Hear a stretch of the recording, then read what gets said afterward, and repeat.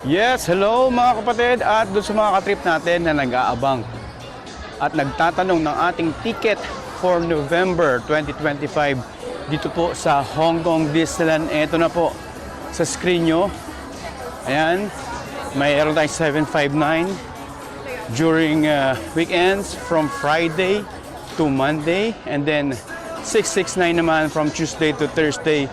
Mga katrip, pwede po yung double check sa inyong mga chine-check the website sa Klook or any ticketing na pwede nyo pong tignan at i-compare yung ticket ng original price. Dito po yan sa Hong Kong Disneyland website at i-compare nyo po yan dun sa mga nagbebenta din ng inyong mga ticket. But for now, yan po ang ating ticket. Sana nakatulong.